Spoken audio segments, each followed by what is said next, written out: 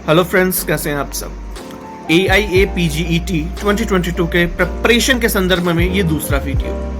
अब देखिए, हम सब जानते हैं कि संहिताएं हमारी चाहे बृहत्त्रयी हो या लघुत्तरयी हो, वो प्रिपरेशन के संदर्भ में मूल है, वो बेस हैं, क्योंकि इनसे मैक्सिमम वेटेज रहती है। और उसमें से भी बृहत्त्रयी आचार्य चरक, आचार्य सुश्रुत और आचार्य वाग्भट, इस क्रम से जो है, यानी कि सबसे ज्यादा वेटेज आचार्य चरक, फिर आचार्य सुश्रुत और वाग्भट आचार्य की रहती है। इंपॉर्टेंट तो तीनों की तीनों ही हैं और प्रिपरेशन में तीनों को ही पढ़ना है, पर इसका पढ़ने का एक तरीका है, क्योंकि हमारे पास वक्त कम है और ये लेंथी होती हैं, तो हार्ड वर्क के साथ साथ स्मार्ट वर्क भी चाहिए।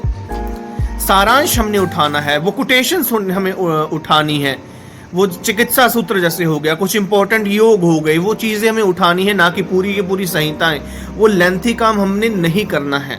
आप ये एक बात ध्यान रखिएगा, क्योंकि अगर हम सब कुछ पढ़ने के चक्कर में रहेंगे तो हमारे पास वक्त बहुत कम होता है और वक्त नहीं रहेगा और इतना रहता भी नहीं याद। इसीलिए जो प्रत्यात्म लक्षण है, जो लक्षण स्पेसिफिक लक्षण है, जो एक जैसे लगते हैं, जैसे किसी का कोई पूर्व रूप किसी के सामान्य लक्षण जैसा लगता है, किसी का कोई विशिष्ट लक्षण बहुत इंपॉर्टेंट है, किसी का चिकित्सा सूत्र इंपॉर्टेंट है, ऐसी मोटी मोटी चीजें। कोई कोटेशन ही बहुत इंपॉर्टेंट है, कोई उपमा यानी कि इसे रेफरेंस में कोटेशन दी गई है, एग्जाम्पल के तौर पर कोटेशन दी गई है, वो इंपॉर्टेंट है। और साथ ही साथ कितने अध्याय हैं, किस सूत्र स्थान में, आचार्य चरक ने सूत्र स्थान में कितने अध्याय बतलाए हैं, आचार्य सुश्रुत ने, आचार्य वाग्भट ने सूत्र स्थान में कितने अध्याय बतलाए हैं, पूर्ण संहिता में कितने अध्याय हैं, ये चीजें इंपॉर्टेंट रहती हैं हमारी।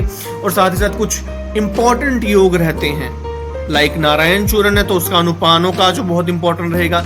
इस तरह से हमने मोटी मोटी चीजें उठानी है, ना कि वो प्रॉपर शुरू से लेकर एंड तक पढ़ना है। सामान्य विषय सिद्धांत की कोटेशंस, छठ पदार्थ की कोटेशंस, क्योंकि इस संहिता का कोई अंत नहीं। स्मार्टली किस तरह से काम करना है ये हमने देखना है। और चरक संहिता तो इंपॉर्टेंट रहती ही रहती है, फिर Sushruta surgical point of view से इंपॉर्टेंट रहती है। और आचार्य वाग्भट का कुछ इजी इस तरह से हो जाता है, क्योंकि उन्होंने आचार्य चरक और आचार्य सुश्रुत दोनों के मत का अवलोकन किया है, दोनों को जाना है, दोनों को रखा है बीच में। इसीलिए जो है संहिताएं आप पढ़ना शुरू कीजिए और लेंथी के चक्कर में मत पड़िए, स्मार्टली काम कीजिए। ठीक है, टेक केयर और जल्द